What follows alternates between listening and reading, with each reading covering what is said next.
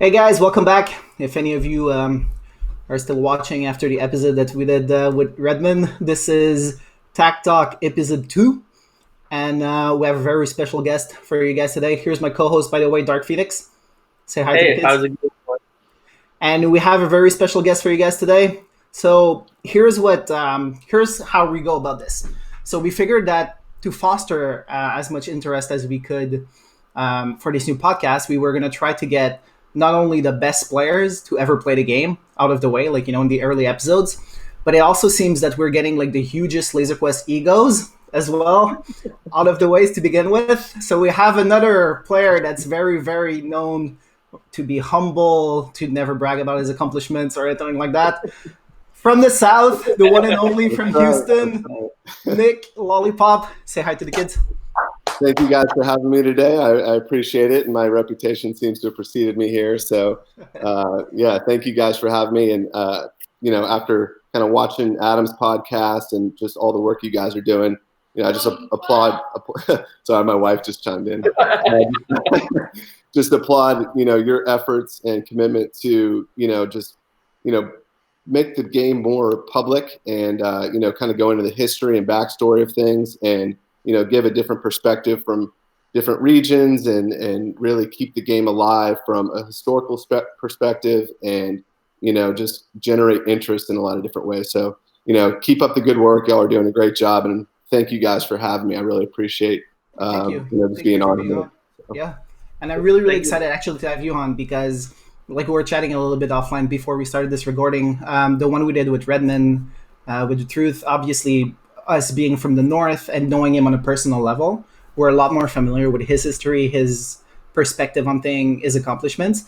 I know nothing about the South except NRH. I think won a bunch of NACs, and I think you guys did too. So I'm very, very excited to pick your brain about the history of the South and your history as a player as well. So why don't we start with this? So what year did you start playing? When did you get into Laser Quest? Okay, so I actually started in 1997. I was 12 years old at the time, and I played at Houston Westheimer, and I went to a best of the rest tournament. So I would kind of play member nights and things like that. And Houston Westheimer had a huge member base, so our member nights probably had, I would say, about 25, 30 people in each game. Sometimes you had to sit out games to get into the next one. I mean, it's just a really healthy environment. And from that large group of people, you'll probably know the names of Colombo, Cherry Bomb, Capri Sun, Scope, Ripclaw, Paragon. A lot of the people that I inevitably played with in many NAC teams, were playing at that 1997 time as well. So that's kind of how I started. Then the first tournament that Houston Westheimer ever played at was Best of the Rest 1997. So we didn't, compete in regionals or go to an NAC. So that was the first time that we went to compete somewhere. Again, we had Cherry Bomb, Colombo on that team, Paragon, Scope. So a lot of the people that kind of played throughout. Hall of Famers too. Those are good players. Yeah. So, which is, we ended up winning that tournament, actually. It was in San Antonio Embassy. Enemy wasn't playing yet, but I want to say Austin had a team there, but it wasn't like Daydream because obviously they were at NAC. So you might know the name Mist. Oh, yeah, yeah. Mist was there. Juzam. He was on Austin. Oh, it was Austin. Okay. Yeah. Juzam. Wait. So you're saying this when you 12? I'm sorry? This tournament happened when you were still 12 and you won? Is that what you're saying? Yes. So I was 12. Oh, wow. 1997. That's crazy. So that was my first tournament, a lot of people's first tournament in Houston Westheimer. We won that. And then after that, it was a pretty abrupt kind of stopping of playing for me. I was in middle school at the time. My passion was basketball. Just kind of wanted to focus on basketball and athletics and, my grades and whatnot. So I stopped playing. And then randomly, so I'm going to kind of jump forward in time and then I'll kind of backtrack a little bit. So in the year 2000, I showed up at just like a random Friday night, and Cherry Bomb happened to be working. And, we were talking, whatnot. And he's like, kind of giving me the history of, what's happened between 1997 and 2000, like all the years that I missed. And I was asking about players who was still playing and that kind of thing. So, and he obviously told me that they won NAC in 1998. And I didn't even know what NAC was, because by the time I had, quit shortly after Best of the Rest, I didn't know what NAC was. So he explained that and kind of told me about the competitive scene. And that was that. So I just kind of went to a random Friday, just played with some friends, and he took my number down, and just kind of casually asked if I'd be interested in playing. And I didn't give it any thought or anything like that. So that was that. So about 3 days later, actually maybe 2 days later, because if that was a Friday, I get a call that Sunday from Colombo. So I guess Cherry Bomb gave Colombo my number and asked me if I wanted to show up to member night that night. And I was like, sure. So I showed up. And then that was kind of the start of me starting to practice with the team. So, So I'm curious about this. So why does Ramiro? Because obviously by then you're 15. You haven't played in like 3 years. Yeah. Are they hurting for people to be on the team, or are you already that good that they want you on the team? Basically. No, great question. So I was pretty good in 1997. I knew how to score, but I was 12. So I wasn't like one of the best players or anything like that. So in 2000, the NAC just happened, rather regionals happened in June. Houston actually did not qualify for NAC in 2000, which was actually in Toronto East. And just 2 years prior to that, they were NAC champs. So in 98, they won NAC. 99, they bring back the same exact team, but add Capri Sun, who was like probably their best player at the time. Yeah. That was also kind of when Shoulder Quest came about. So a lot of the players, who were really good, productive players on Laser Quest really struggled to adapt to that first Shoulder Quest experience. So they're NAC in 99. I think they made maybe consoles or something like that. And then in 2000 regionals, they lost a couple of their players from their 99 team, but they still had, a strong core, but they failed to advance from the South. And the South was really competitive, but no disrespect, once they watch this, but not advancing from a region, that's embarrassing. So yeah, it is. Sorry, guys. It is what it is. But so to kind of go back to your question, I think, probably the thought behind it was, adding young, new blood. And, obviously, I had a relationship with these guys and friendship with these guys, having practiced with them, when I was a kid, traveling to a tournament with them. So, I guess Ramiro, for whatever reason, as history would have it, fate would have it, he called me up, started practicing with them, and, I started going on a weekly basis. And that was kind of the start of, my career. So that's how it happened, where I kind of started in 97, stopped, and then how Ramiro reached out to me. And, I was officially kind of on Houston's team. That's actually really cool because, like, we're going to get to that, but, like 20 years later, 20 years in the making, you win a world championship with the guy, right? With the same dude who recruited you. That's right. That's my brother. That's right. That is actually a pretty cool story. So you missed out on winning NAC 1998, unfortunately. Yeah. In your opinion, if you were on that, would you have made the team? Had you kept playing in 98? That's a good question. Probably not, to be honest with you. There were a lot of really good players in Houston Westheimer. Even their B team was pretty competitive. I probably wasn't seasoned enough to go through a tryout with, random packs and, and things like that, the way it was structured, to make a team that was that deep at that time, to be honest with you.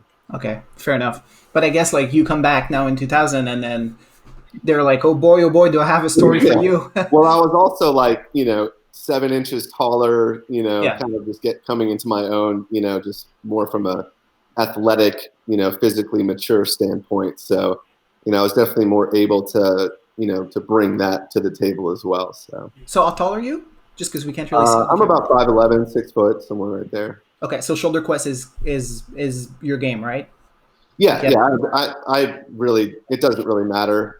I used to have a preference to Laser Quest because Westheimer, where I practiced, didn't get shoulders probably until whatever that retrofit kind of rolled around 2003 or so. Right. So I was always biased to the Laser Quest packs because I felt like it required a lot more skill to tag a laser and kind of the art behind the angles of tagging, a laser from mid-range and distance rather than, maybe someone tall just kind of, playing super close and tagging the shoulder. So, exactly. So I felt it brought more, kind of artistry to the game and skill in that regard.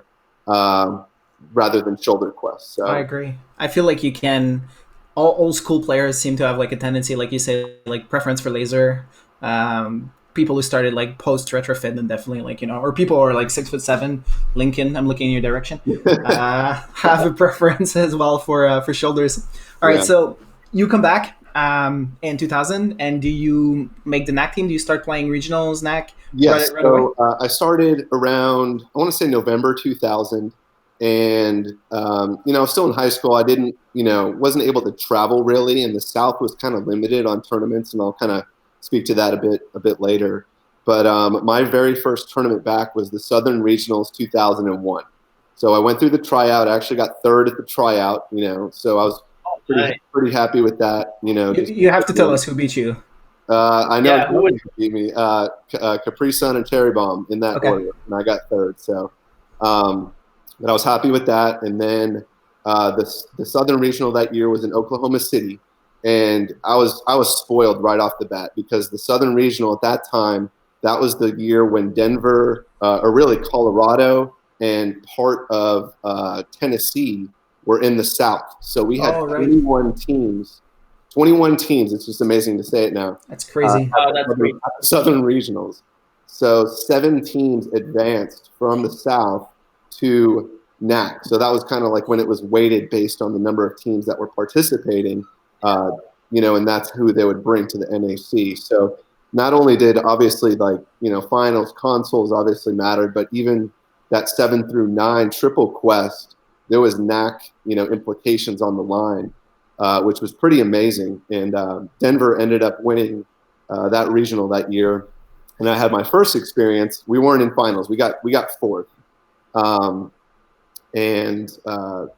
So San Antonio had a huge lead, I remember, and Enemy was on that team going into that 3rd game. And I want to say Denver won that 3rd game by probably 800 or 900 points to win that triple quest over San Antonio. And I believe it was Austin who got 3rd that year. And, and then eventually, obviously, you go into NAC in 2001 was my first experience at NAC in Colorado Springs. And I'll continue that story. So NAC, just seeing people from different regions, really seeing different styles for the first time. Yeah. And Colorado Springs had shoulders. They weren't like huge or anything, but it was just, a different kind of experience. I didn't have a good NAC in 2001. I just wasn't quite ready yet. It was still just my 2nd tournament that I played. So we did not make the NAC playoffs that year. I want to say we were like the 10th, one of the first or second teams, after prelims that missed it. But I just remember the atmosphere of the front of the house and going into all of those semifinals, or like kind of the semis, the 167, 258, 349. Yep. And listening to really the cheering for Phoenix, and then there was kind of the Denver cheering section as well. And, I know Phoenix's roster changed and they kind of lost some guys that were previously on their NAC team. And, I remember their T-shirt design saying 2 is enough. So I know they didn't expect, to kind of win that year, but they were still the back-to-back NAC champs. Yes. Denver hadn't won one yet. And the cheering section is what really resonated with me and spoke volumes about just kind of the atmosphere of what it was like to play in, you know, a high stakes game. And it made me realize, like, wow, this is something really competitive. And I, you know, obviously I was hooked. I was like desperately wanted to be a part of that, not just to like, you know, make playoffs, but I wanted to be making NAC finals, and being the best was just, you know, I was obsessed. I was obsessed from that point. And so that was kind of the starting off point of what really got, you know, gave me the bug, so to speak, you know, in terms of Laser Quest. So I have a question for you here, because obviously, like anybody that's like played a NAC or participated in a NAC tournament, um, has lived the experience that you just described to some degree, right? Us included, when we went to NAC, like we desperately wanted to be in a final. We want to play in some high stakes game. It's, to be honest, like playing for Montreal for years and years, I think the best results we've ever gotten was like 8th place. It's hard to visualize yourself there when the competition ahead of you is like NRH, Houston, Toronto East. You know, those god amazing team. Yeah, no doubt. So my question for you is how, because you seem to be somebody that has, we're going to get into this, but that like you have a mentality and you have a drive and you see yourself as a winner, you see yourself as you can do it. But does that come from you, or does that come specifically for Laser Quest? Does that come from you, or does that come with the fact that your teammates have won before? I think you have that. That wasn't something that, you know, my teammates gave to me or anything like that. So I have 2 older brothers. You know, I'm the youngest of 3 boys. You know, so I kind of grew up, you know, just kind of with that chip on my shoulder of wanting to compete against them. I have an athletic background. You know, just growing up playing sports all my life. You know, competitive basketball. You know, baseball, track, cross country. I mean, you name it. Just, you know, just hooked on sports basically. Okay. So I really think that, you know, just being a part of a team in a lot of different capacities and understanding what the commitment takes and what practices are like and what, you know, games are like, it's really important. And I use that to kind of translate, you know, into Laser Quest. So, you know, and a lot of Laser Quest players, they didn't come from, you know, competitive sports backgrounds. And, you know, maybe that's why they're, you know, different mindset for different people. You know, they didn't experience, you know, failure or don't know how to react to losing or winning. They don't know how to manage their own expectations or that kind of thing. So that's just kind of speaking on myself, what I feel like gave me, you know, I guess an advantage to some degree to, you know, compete at a high level. That drive. Yeah. Right. You did it at a young age also, right? Like you said, you played basketball, you've had it in the past. So then when you've done that at a young age, you can mature younger and you aim for winning also younger. So yes, no doubt. Yeah. And like you said, maturing younger, just having those older brothers, it was, you know, being the youngest person on a team was also something that was very comfortable for me because I have 2 older siblings, and, you know, my second family being like, you know, 9DV, you know, with Ramiro and Tom and Ray and just all the guys, Tim and Nathan, any teammate that I've ever had, it's a family, you know. So, and all of them except for eventually El Brian, you know, were older than me, but, you know, it's something that I was very comfortable with, and they were just, you know, just like extensions of my family and older brothers. So that's kind of the atmosphere that we had on our team that was really special. So, and that's what I like about this. It brings so many people together, like no matter the age or the ethnicity and whatsoever. It's a passion that drives. And that's right. Like me myself, I was the youngest on the team also, and they all looked after me, and it's just so fun to have around, you know. Yeah. And you kind of pick their brain, I'm sure, on things, you know, whether it be Laser Quest or just, you know, life in general. It extends far beyond, you know, anything like in the arena. So, yeah, definitely a special relationship. So you exit 2001, you finish NAC, and you have this thirst for like victory, right, in your mouth. So now you go to regionals 2002. What happens there? Okay, so this is really kind of the launching point for, I feel like, what Houston's success started to be. So at least, you know, since I joined the team. So the backstory behind Regionals 2002 is this. So it was held in Austin. Okay, Austin were the clear favorites going in. So 2002, Denver was back in the West. So we kind of didn't have to deal with them. Austin was coming off a solid year in 2001. But it was in their backyard, and I remember this like it was yesterday, and I hope they watch this podcast. But Double O Fat Boy had a party before regionals at his parents' house, I believe, and they were talking all kinds of smack before the tournament. And if you know Daydream and Lee, Jazam, Mist, any of those guys, and you may not know them just being from the north, but I'm here to tell you they were cocky, man. They were arrogant. They were going to win that tournament, and it was like we might as well not even show up. So at that party, they were just talking, running their mouths, as Laser Quest players do. Yes. And I was only there, I think, with Ray. I think only Ray and I went because the rest of our teammates were like, no, screw that. We're not going. We want to focus. I was a bit more social and just wanted to kind of get the entire experience. And I'm glad I did because, we went back to the hotel and just kind of relayed that information of just how cocky and confident they were that they were going to win. So we were so determined to win that tournament. And the Triple Quest, the finals ended up being us, Austin, and Lincoln, actually. Wow. And Lincoln was, very, very kind of up and coming. They kind of backtracking the year before in 2001, Lincoln got 7th at NAC, at regionals. So they were the last team to advance to regionals. So then they made the jump and made finals in 2002 regionals and got 3rd. So we ended up beating Austin. We had a huge celebration. I mean, we were, I remember Cherry Bomb just, saying shit talking motherfuckers. I'm sorry. Am I allowed to curse on here?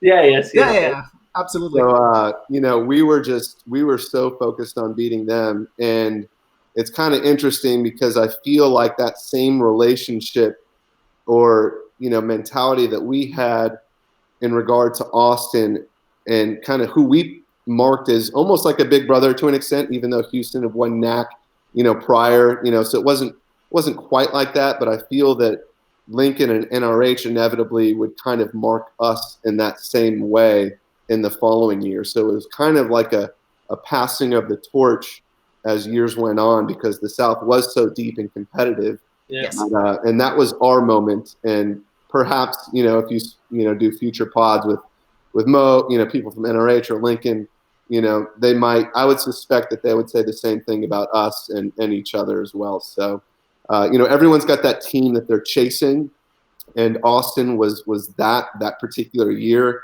that gave us the confidence to really and focus that we needed to go in and be successful. So, correct me if I'm wrong, but I get this perception from the South that there was always that kind of like brotherhood between the teams. Like it was a little bit different in the North because we had Canada and kind of like, a split country and stuff. So Canada teams were like super tight together, but like Brampton and Westland were not necessarily like brothers or like allies, but the South was much more close. You guys were like tight knit, right? I would say that we were close, but we definitely didn't like to give other teams respect or props on, the news groups or anything like that. The same way that we, at least in my opinion, that the North would for other North teams and players. So, okay, kind of my perception on that is, when I'm reading, the old news groups and I see, someone saying Kyle is God, Carnage is God. Everyone was God at the time, Right? Yeah. The South just wasn't like that, It was like, Daydream sucks, I'll kill that guy, he's whatever, or so we were very, even though the respect was there, even though we probably didn't voice it, we respected each other's abilities throughout the South. but we definitely didn't let them know about it.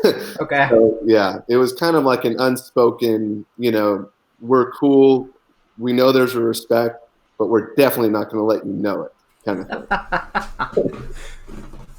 I have family in Texas, and that very much seems like the mentality of like people in Texas. So I can kind of relate a little bit. All right. That's why I'll never, it's like Adam Excalibur, just to retort there. That's why, man, I'm never going to concede anything to that guy. Sorry, dude. Never acknowledge that he's a. No, I'll acknowledge later, but yeah, it's just not in the mentality of I guess kind of our region at the time to really give that much respect, and Lincoln didn't really give it too much to NRH, and I'm talking like the peak of the rivalry. NRH didn't give it to us. We certainly didn't give it to them, and we probably could have been a lot better, like that. And it's also maturity as well, and things like that. Yeah. Now that we're just older, things are much different. But yeah, at the time it was heated, no doubt. That's interesting. So you win regionals 2002. You put those Houston cocky players down, and then you move on to NACs. So what happened? What place did you get at NACs this year? Man, we got third. Which is still pretty good, right? 2002 NAC was. I still don't understand kind of what transpired in NAC finals. So that was my first experience, with the quote unquote Denver download. So we didn't have a great prelim. We were in the 1-6-7 against Westland, who was the 1 seed, and Lincoln, who is the 7 seed. We won that triple quest. And then we go into 2002 NAC finals against Denver and Phoenix. So you're looking at the last, playing against the last two NAC champs. But going back to 98, you got Houston who won in 98, Phoenix won back-to-back 99, 2000, and then Denver who won in 2001. So it's kind of like a showdown in 2002 of all the previous NAC champs, thrown together.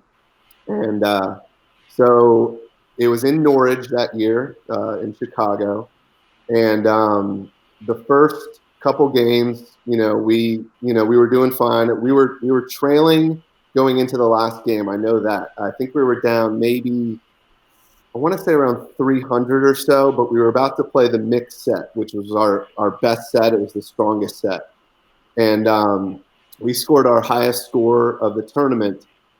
With that set in prelims that Sunday morning. We scored 3,400 points that Sunday morning with it. And then it was also our best set in semi against Lincoln and Westland.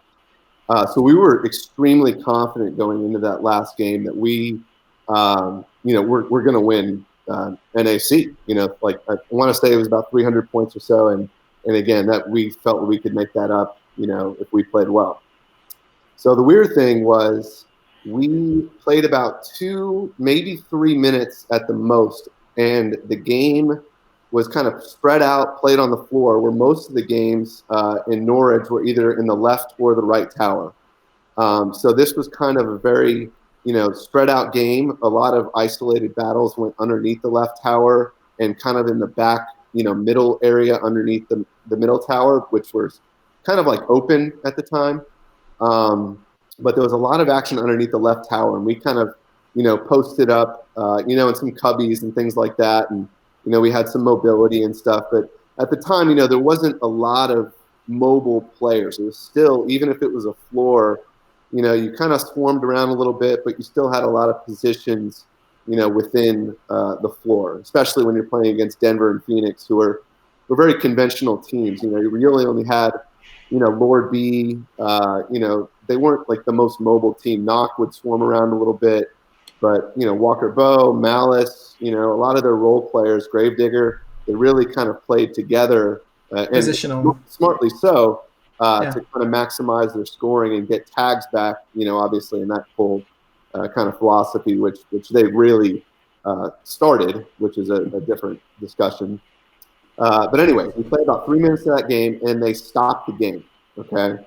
and they stopped the game because a pack stopped working. Like it reset, couldn't get it back on. Now, my understanding is in later NACs that they wouldn't stop the game if that issue happened. They would get that person on a different piece of equipment, a new pack or whatever, play the game out, okay, and then determine after the fact, what the implication, would be.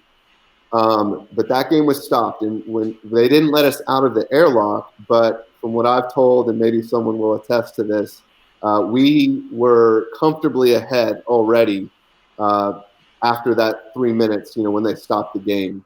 So then they did an exact, a replay. Again, we weren't able to leave to go to the front of the house or anything like that. And the game played out in a very similar fashion. 4-game, underneath the left tower, kind of isolated, battles going on. And we felt like we really controlled the game and did well. And we came out losing, scoring 2,200 points in 10 minutes, our lowest score of the entire tournament. I remember, yeah. Regardless of any set. And we got blown away. And we ended up not only just losing to Denver, but Phoenix passed us as well, who quite frankly was kind of an afterthought, going into that third game when we had the third set or the mixed set. So, again, I'm not crying conspiracy or anything like that, but at the time it felt, and again, I was very inexperienced because it was only my second NAC and limited tournament experience, but it felt like something weird happened. Something happened. You just don't. Yeah. Something went wrong. Yeah. So I probably, we all kind of lashed out on the news groups as things, people tend to do. And I was 16 at the time, but kind of, thinking back, obviously, any disrespect that was thrown Denver's way or anything like that, no intention on that. They are, definitely at that time, they one of the greatest teams ever. And they really were pioneers of the game from kind of a team concept perspective. And especially, kind of positionally and also kind of how to get tags back by support positions and things like that to where their players aren't isolated, and understanding what that concept means. And then also, really understanding how to utilize getting maxed as well, and how, if you're taking a position, for instance, like in a tower, and it takes a great degree of communication for teams if they max a player, but Denver's not leaving, that they can get those tags back, but also they're going to score from that position because they understand the importance of the area that they're playing. Right. Whereas other teams that definitely weren't as savvy as they were or understood, the importance of playing an area, and it's okay to be tagged because you're going to get those tags back and what that opens up for your teammates, they set the bar, period. And we all learned from them, and they were really the pioneers from a strategic standpoint, from kind of the old style of Laser Quest. And then, we'll talk about Brampton in 2004, but Denver was it, and kudos to them for all their accomplishments. And obviously, it worked out for them. They won 3 NACs in a row, right? Absolutely, great team, and high class guys too, all the way down. Yes. Malice, Knock, B, all of them. Walker, their whole team. Just really great group of guys, and an easy team to hate. It's kind of like you had to align with Phoenix or Denver kind of thing. But you need that. Every sport needs that, and it was fun to be a part of. At this point, you kind of wanted to see them lose just for the fact that they kept getting first place, right? Yeah, and it still pisses me off that NRH got to be the first team to beat them in a triple quest after their 3 consecutive knacks. But whatever. Oh, man. Every good team has a chip on their shoulder that everyone wants to beat, right? Everyone wants to be that team. Everyone wants to get at the top of that team, and everyone fixes an objective of being that team. So that's what's good about it, right? Every sport, everything you do, the best team is always the one that we hate, that we talk shit about, but we want to beat them and beat them, right? So pretty much. Absolutely. And for a team to sustain that level of play and win 3 consecutive NACs, and make finals, 99 and 2000. So really make 5 consecutive NAC finals. The amount of, resilience and motivation that takes not to get complacent is very, very difficult, because you're not talking about, a 5-man or 4-man, but to get 9 people on the team and to, keep that high level of play year in and year out is not an easy thing to do. So it takes a lot of leadership, a lot of maturity, and that's probably their most underappreciated, undervalued attribute that Denver had, aside from, just their play itself. So moving forward from NAC 2002, I think the regions become a little bit more stable, and then we enter an era when the South is pretty much Houston, Lincoln, and NRH, right? That's so tell me a little bit about those years. Oh man. Okay, so I'm not going to go kind of into each and every year, but Houston was always really successful at regionals. We won regionals in 02, 03. 04 was when NRH won it in Mesquite. Home's advantage is in their backyard. Yeah. Just kidding. No, they were the better team. 05 Houston won it. 06 Lincoln. 07 and 8 Houston. So we were very successful at regionals, and we had success at NAC. But it was always just kind of that expectation of Lincoln and NRH. So. We met quite a bit in the regional finals. Seemed like every year for all of those years, and it felt like a NAC final every single time. So I think the one thing about the South that really made us special and unique, it wasn't like one team would kind of always represent the region favorably at NAC. We kind of had that depth with our 3 teams in particular during that stretch where, we were always maybe 2 out of the 3 might have been in NAC finals or 3 of the top 5 placings, things like that. So regional finals felt very much like an NAC final. There wasn't that 3rd team in there that was really just substantially worse. It really could have gone any which direction depending on how games played out. Regionals were on the better end of things, more often than not. And then NAC, we made finals in 02, 04, 05, and 07. So, we were always kind of knocking on the door, and obviously 07 we broke through. But Lincoln, I'll kind of speak a bit on Lincoln right now. They always kind of presented early on, and I'm talking like 03 to probably 02 through 04, they presented the biggest challenge for Houston. And they were probably the most athletic team that we saw, at that point. And I'm talking about like Infestor and Pretender and Brum and Nepenthe. It wasn't until later that they really started to round out their roster, but their firepower with Sid, at the top, their top end was so fast, so, just devastating. It presented a lot of matchup problems for a lot of our players, to where I felt like they were the better dogfighting team top to bottom.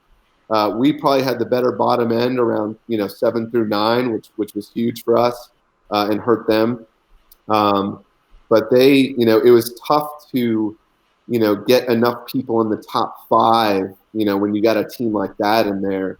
So, they were just always tough to beat, and we had to really be smart about what matchups and what parts of the maze we wanted to position certain players on our team, who might not have been the best up close players, or we wanted them to kind of avoid, certain players or situations. So we had to be very strategic and regimented in how we went about winning against teams like that, to where we kind of wanted to create isolated battles and not really engage fully with all of our players, but more of our point scores, myself, Capri, Colombo, kind of doing the brunt of the work in that regard, and then kind of limiting, the exposure from some of our bottom end players who did their role extremely well, because Lincoln, just quite frankly, if we kind of made it a very congested type of game, they would have done a lot of damage. So that was their game. That was kind of our approach to them. NRH, they were kind of similar. I feel like NRH had a very similar experience to Houston in terms of they had kind of their returning veteran players like Slaughter and Dark Angel and Solo, who were part of that, old regime. Yep. Like the Sons of Cletus, they had experience. And that was kind of Colombo and Cherry Bomb and Paragon, and Capri for us. And we infused that with new blood like myself and Aviator and Frustrated, El Brian down the line. So it was a nice balance. And they did the same thing, once they got Mo came in 2002, obviously Andrea, Twisted, Whirlwind. So they kind of added young pieces and a lot of athletic, talented players to their established, core. And it was a very similar kind of route that we took. And I think there's a lot of parallels between us and NRH. And obviously, you saw what they were able to accomplish in the years to come. But NRH was just brutally tough for us and presented a lot of matchup problems in the same way Lincoln would as well. So when we had both of those teams in there, it almost felt as if we had to use their aggressiveness kind of against them and almost be passive. And in a 3-team game, you could really do that and be successful. You can kind of remove yourself and still have enough targets to score. Definitely. And you can do that in a double quest as well because you can dictate a lot. But the other two teams can kind of engage each other, and you can kind of find those areas to score, you clean them up, and be unnoticed. And we really did that extremely well. We didn't stick around for double quest, as long. The game just kind of, passed us by at that point. Yeah. But we were a very good triple quest team from a strategic standpoint, relative to NRH and Lincoln. I feel like that's what gave us the leg up in some of those triple quests where we had winning records in triple quests against each of those teams. So in the end, like if we go to the balance sheet, you have winning records against both Lincoln and NRH. In triple quest, yes. Nice. Yeah. So you have bragging rights over them. I'm sorry. It must be crazy rivalry when you see them all the time. Like you said, regionals and at NAC, it's just always matching up against them. It must be interesting to have that big rivalry against them at the time. Yeah, no, it was awesome to be a part of. I mean, those games, you knew what you were going into, and you just had to be prepared to have an all-out war. And I don't know if y'all have heard any stories from 2005 regionals. When tell us. Yeah. All right, so. That was the mousetrap deduction year in Wichita, but that was just kind of a side thing. He got called for cupping, a couple times, and he got the deduction. That's not the point of this, but the entire tournament, quite frankly, got out of control and out of the hands of the marshal, all the marshals, because it was so contentious between our 3 teams. And so much so that they had to have a captain's meeting, between almost each game to say, guys, y'all got to cool it. There's too much, aggressive play. Y'all are gonna, basically, it doesn't look safe. And that, it was an all-out war, So I can't wait to kind of hear future podcasts to see what NRH or Lincoln's take on them that way.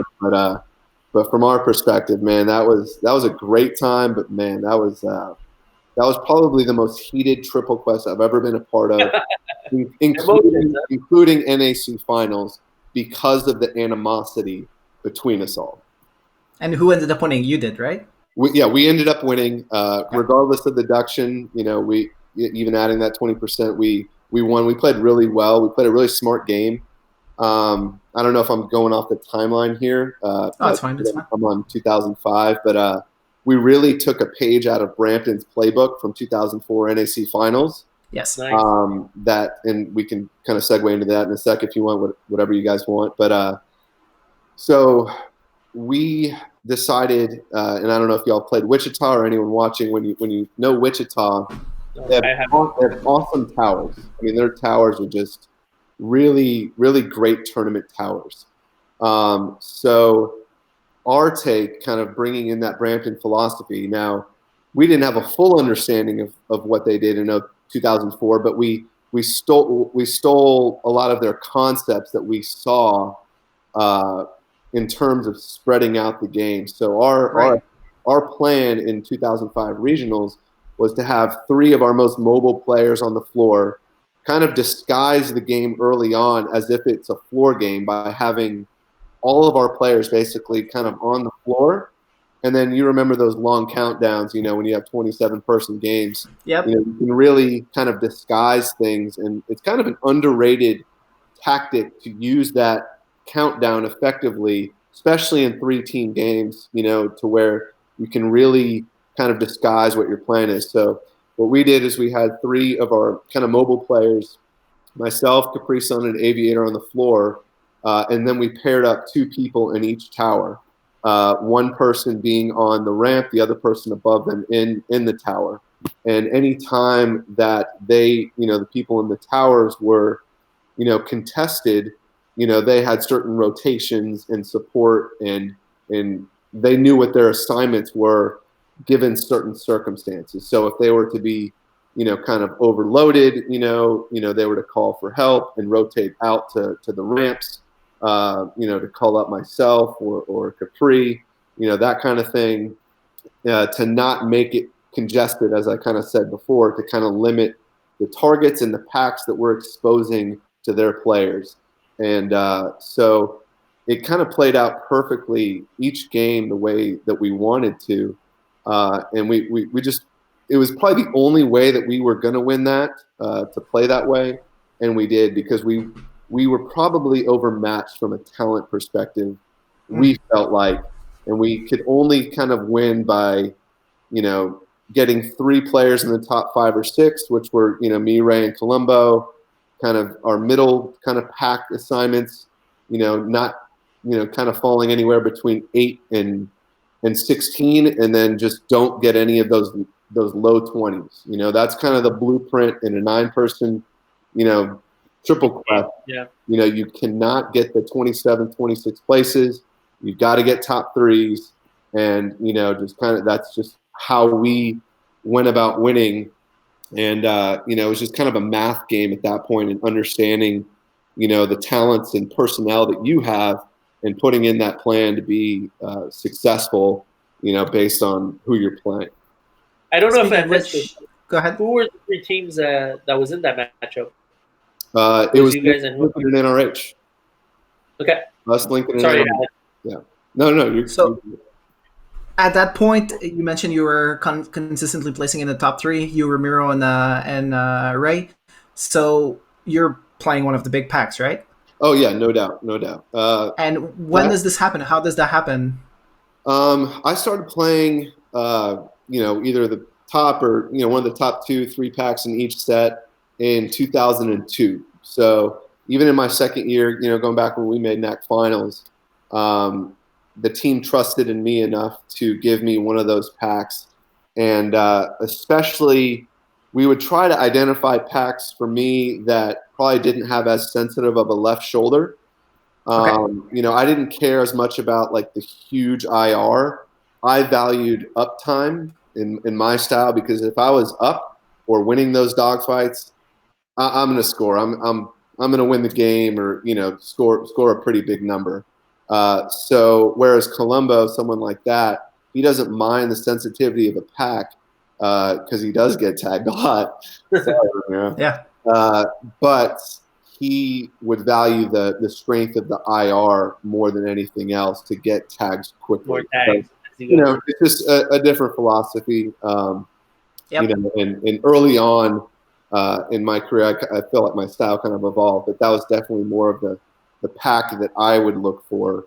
And then Ray's just kind of a unique style. Ray would love packs that other people might not. He was really difficult to assign packs for, but that was also kind of a blessing as well, because if Ray found something that he was comfortable with, even though it may be not the best pack or something like that, Ray was clutch, and Ray would just dominate with it, which freed up a stronger pack, that we could assign to somebody else. So as long as Ray was convinced that it was, he would do well, he would. I mean, Ray's a gamer, so that's kind of how we went about it. Just listening to talk about strategies of packs, that's something I missed out of side tournaments and that Regionals had, that you get 2 days in advance, you practice, you get which player playing which pack, and you go strategize throughout that. We don't have that anymore with the new WLC, tape packs and stuff like that, which I miss, right? Like you said, just listening to you talk about it was like strategize the way that this strategy pack to make us win because he's better on this pack than the other. That's something that I really, really miss. No doubt, and I heard Adam's comments about that as well, and I know his preference, is to your point of he felt, and correct me if I'm wrong, he felt that any WLC played in North America, he was basically contesting that Europe or wherever should be playing under our rules, and our rules, at least for any NA. Exactly. And I understand that logic completely. I think there's pros and cons to both. And I'd be open to both. I mean, it really doesn't matter to me. I understand kind of assigning packs, and I agree completely that there's added strategy behind that. After playing the random packs at a number of tournaments, and you don't know what the numbers are, and it's just randomly assigned, I feel that you have to be more adaptable. So there's strategy within that as well, and adaptable during the game. So, and it really, I feel like your most versatile players who are quick to adapt, who can understand within that first 30 seconds of what their pack is capable of, is really an understated, kind of, skill, but also, importance in terms of strategy, with the, random pack system, because, if someone's not doing well, the most common thing is for them to find an area where they are going to do well. But when you're playing in a double quest or any format with random packs, and you have a team concept of positions that you're trying to achieve, or control to achieve success, you can't abandon that because you're not, personally not doing well, because your support of where you are is supporting your teammate that's right next to you. And, if you abandon that, then that's going to, set off kind of a chain reaction of things. Everything crumbles. Exactly. Right? So I feel like random packs really, you have to stick to the plan kind of no matter what, whereas you can have a more specific idea of what your plan is, knowing what pack you're playing, and that gives you a more clear idea of not being involved in, the most congested area when removing yourself from the game, and obviously you're playing like a lower pack. So I think there's more. I enjoy the random packs more than pack assignments, but I certainly understand the argument for both. Yeah. All right, we're almost at the hour mark. Let's talk about a tournament where everything came together for you. I'm sure you have fond memories. Let's talk about NAC 2007. Yep. First of all, what was the roster of Team Houston?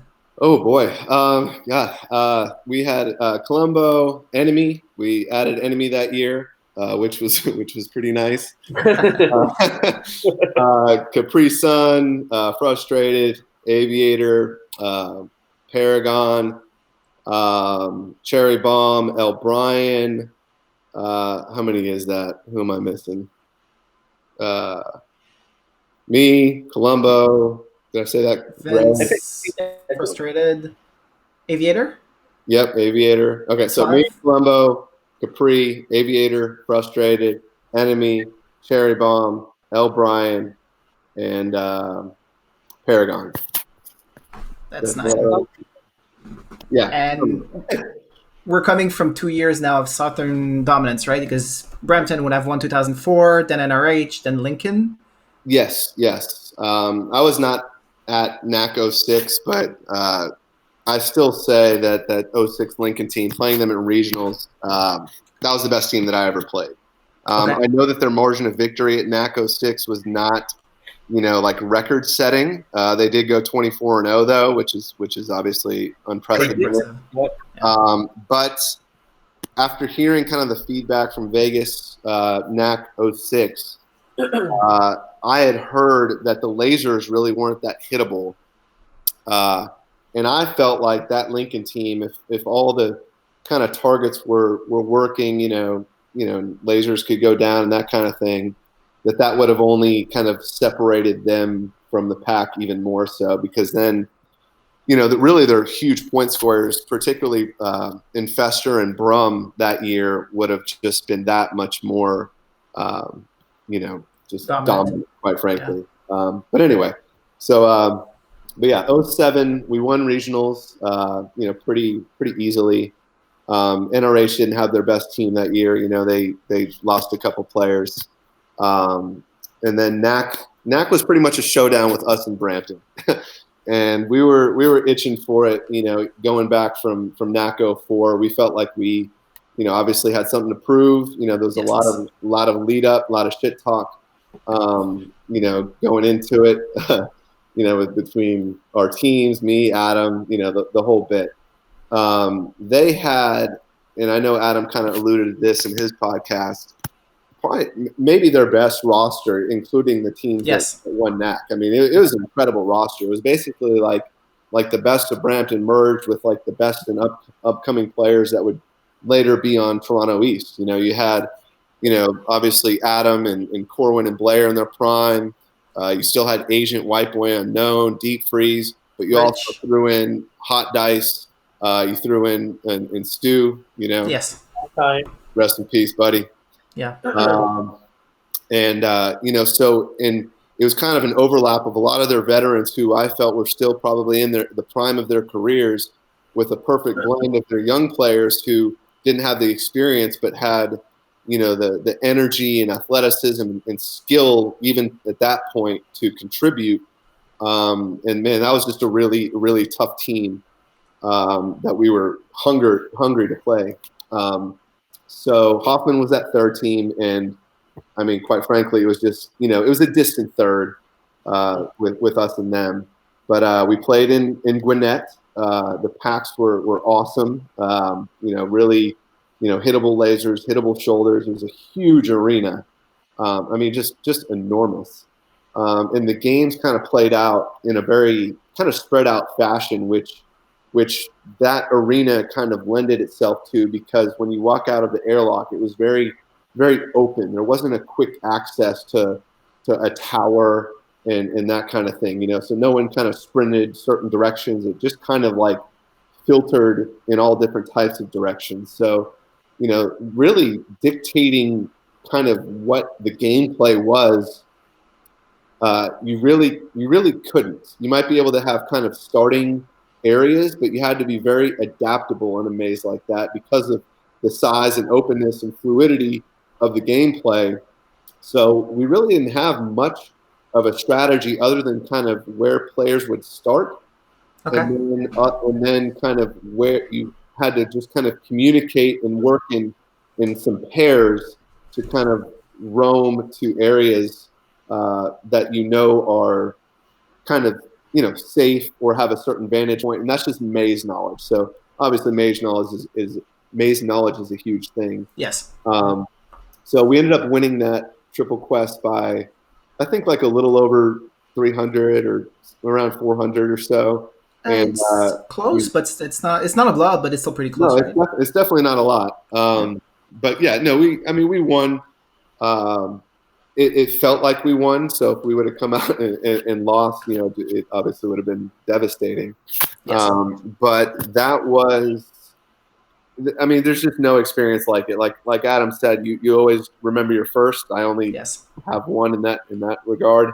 But going through all of the failures, to that point in NAC finals and wondering if this will ever happen, to have it happen and go through all of that with my family, my brothers, Yes. was the highlight of my LQ career by far. And NAC was what it was all about at that time. And winning that, I'm just blessed to have accomplished that with the people that I was able to accomplish it with. It's amazing. That's really saying something, because you've won quite a few tournaments in your career, and we're going to get into that a little bit later with like world championships. But for you, basically, this is the most rewarding, satisfying win? Yes. No doubt about it. I mean, we'll talk about the other ones, but NAC, because of the relationship, I have with all of the 9DV, that can't be, duplicated, Yes. and NAC was the highlight of our sport. It was the pinnacle of our sport. So It was what you played for, basically, like season in and season out, right? Yeah. Absolutely. Nice. It is something that Phoenix and I will never experience. Unfortunately, we've never won NAC, but it's always nice to hear from the experience, like what it feels like when you actually come out and how rewarding it is. Yeah. So now we segment it to 2008, and then the truth, Adam really wanted me to address with you what happened in semis 2008, because it is perception that he took you out with a really shitty team. Yeah, and I'll kind of ask the same rhetorical question about WLC 2012 when we won in Canada, but I remember that. So we lost enemy, but we ended up winning regionals that year over Hoffman and NRH in San Antonio. So we had lost enemy, we added Godspeed, we won regionals. Where'd the enemy go? Back to San Antonio. Okay. Yeah. So we, that was a great win for us, but NRH did not have sector in that tournament. Now we lost enemy, so it was what it was. So we still felt really good about the win, but then NRH added sector after regionals, before NAC 2008, and obviously sector just changes their team completely. You're basically dropping, your ninth, and then you're adding, your God Pack player, who's, putting up, top 3 individual scores in the entire tournament. They're a totally different team. So in terms of that semi, it's really amazing to me how quickly a team can change even within a matter of months. Right. So we experienced the positive end of that, kind of early on, around kind of 02, 01 to 02, and kind of how a young group can grow quickly and achieve success. And, I think what we witnessed from, maybe Phoenix, around 04, Austin, maybe Denver, I felt like that's what happened to us in 2008, where we became just kind of older, quite frankly. It finally caught up to us. And, we didn't have the same practices with the same intensity that we did the year before when we won NAC. And when you're practicing and you don't practice with the intensity that you need, and bad habits start creeping in, and you start making excuses for yourself, and, oh, nice pack, nice this, nice that, or you go to parts of your own arena where you're comfortable, so if you go to the right tower, you can pretty much predict where everyone's going to be, so no one made themselves uncomfortable, regardless of, the messages that we were sending and, trying to generate kind of that intensity, it just seemed to not be there. We just weren't clicking. And kind of on the flip side of that, and kudos to Toronto East, they talk about their roster about how, it had Scorpion and whoever else, but the additions of Tom Time and Stu and Justin and obviously Adam and Echo, these guys ended up being the core of teams shortly thereafter that were, some of the best teams of all time. So it's almost better, quite frankly, to have that youthful energy than it is to have, kind of the older, less motivated, Laser Quest players. And again, the game had evolved. It was evolving to a more mobile, fluid game, and we just didn't have the team athleticism, I felt like, to really kind of win anymore. And they beat us. They played better than we did. Kudos to them. And I felt that was their launching point, obviously, to have success down the road. And then obviously once they merged and brought Corwin back and Blair, and the rest is history for them. So that was my take on 2008 is, we just, that was kind of just where we started to decline as a team, and the game kind of passes by. So, did you guys play in 2009?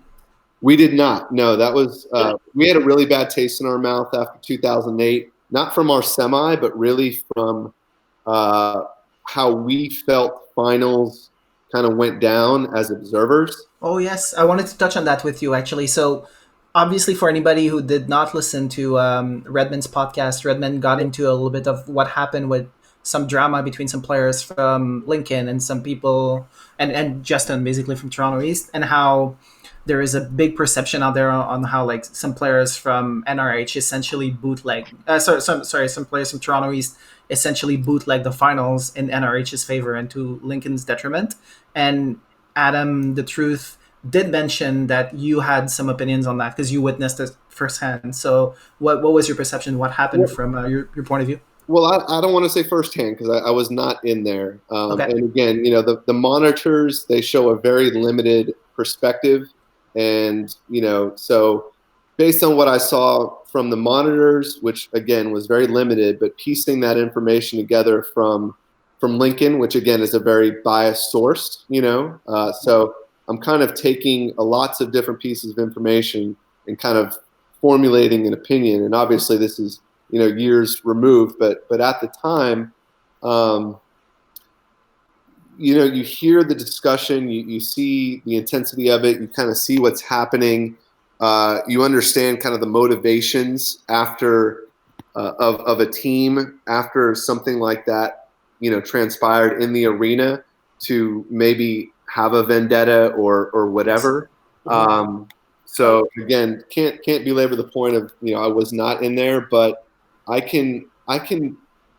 feel confidently say that if maybe people were giving their best effort, but if you're focusing your attention maybe only on one team and, showing your back to another or things like that, the game was compromised to some degree. And a team like Lincoln, who had that much talent, to lose a game by over 1,000 points in a 10-minute game without something going on feels fishy, right? For me, it's hard to stomach. So I'm going to kind of just keep it at that.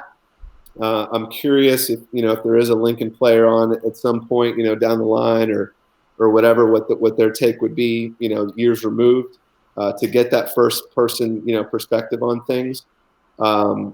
But it was what it was, and obviously it did result in probably a positive change, definitely a positive change to move over to Double Quest, which was the impetus to get that to happen. So that's kind of my take on it, and I don't hold any hard feelings. I wasn't on the losing end of that or anything, but I did feel that's our holy grail, NAC finals, and yes, so for any type of tarnish or anything like that, it really put a bad taste in my mouth. And I felt, we just kind of lost the edge that we had, and we weren't all on the same page. And I guess as a team, it felt like we weren't able to generate a roster in 2009. Back to your point, and we decided to just kind of hang it up. So that was it at that point.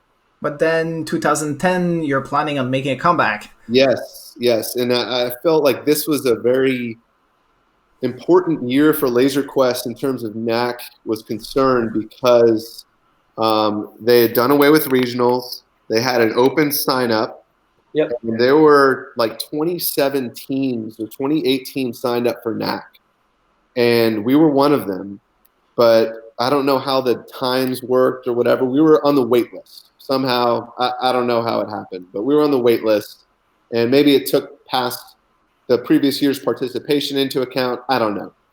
But they didn't allow for the teams on the wait list to attend until teams dropped off who were in that top 20. And then Yes. they went down the line.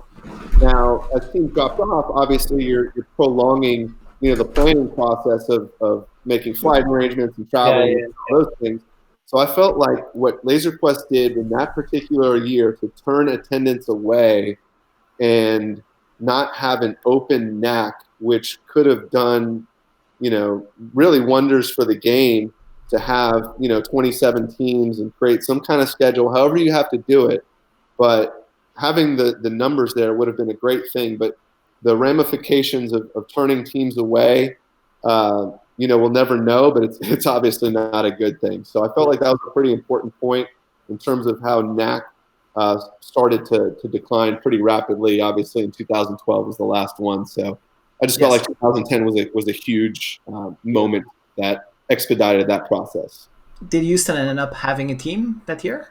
No, we were on the wait list. We were contacted probably like a month before NAC, and that's way too late. We just couldn't make it happen. Too late. It was what it was. So. You have no practice. You have no plans. No, Nothing. We had stopped practice, so I felt like I forgot when the date registration was. Right. Maybe around April-ish. I'm just throwing out kind of a month. But if we signed up and then we were kind of down the list of the wait list teams, we were probably notified, because I feel like they bumped NAC up, and that's when it was in July, I think, right. At that point. Yes. And we were probably notified, I want to say, like middle of June. Sounds about right. Wow. So, it just wasn't in the cards for us. So, NAC was no longer in September anymore at that point, but I could be wrong. Did 20 teams show up at that? I don't know. I just kind of unplugged and stopped following, to be honest with you. So, I know obviously NRH and Toronto East were, in the final, so I kind of followed the results, but I really don't know the total attendance. Because if you were 27th and they called you, fucking a lot of teams dropped at that point. Yeah. Sense away, right? So no doubt, and this is not a good thing. So. Having worked for Laser Quest, I think the way they kind of were supposed to go about it is first come, first serve. So if you would be the first team to register, then you'd be number 1 and number 2 and number 3. Yeah. But what was kind of not really cool is you relied on your management team to, even if your players sign up, the management team has to be on the hour, on the day, send a registration on behalf of your team. And I feel like registration was always on Mondays, and that's when our center was closed. So. And so we're calling our GM, doing his due diligence, and just it is what it is. But yeah, no, you're exactly right. It was out of our hands, in the control of people who might not be as invested as we are. But we had a great GM. Yeah. We had a great GM at the time, so it wasn't on him. It just kind of happened. So yeah. So 2013 is obviously a year where we did not have an NAC, because NAC 2012 was the final one. But I think 2013, in your opinion, we might have seen the greatest NAC team that never happened. That's right. What would have been the roster? That was Team Texas finally, which actually still has never happened. It was Mo, Ricky, Sector, myself, Colombo, Enemy, Capri, and Blue Flame, I believe. I think we had an alternate, and I think it was kind of like wow, that would have been insane. Yeah. 4 from us, 4 from them. I could be wrong about Andrea. Maybe it was Josh solo. I'm not sure. It's obviously tough, when you have teams like ours, and to get kind of a fair share. Like, we're going to fight for 4. They're going to fight. They're going to fight for 4. Yeah. Five. And I think it was a 7-man at that point is what they were talking about for NAC, or maybe I don't know if they reduced it from. I know it went to 8. But I don't know if 2013 they were going to knock it down to 7. I could be wrong there, but I feel like we had 8 players on our team, and 4 from Houston and 4 from NRH. So the fallout from that, who knows? Maybe Team Texas just ended NAC. Who knows? But I'd still love to play with those guys at some point, and make that happen. But it's getting harder and harder to, make life kind of all merge for all of us. Yeah. So. Yeah. Yes. Obviously. There's a rumor out there basically that this team, that like NEC was canceled because Team Toronto was afraid to play this team, or no one else had the chance. I don't blame them. We would have smashed them badly. Yes, very badly. So. So from then on, you personally go on the hiatus, right? Yeah. So actually, from 2008 until 2012, I didn't play. You guys hear me? 1 second. Oh, test. Yeah, I can hear you. Yeah, there's a lag, but I hear you. I hear you.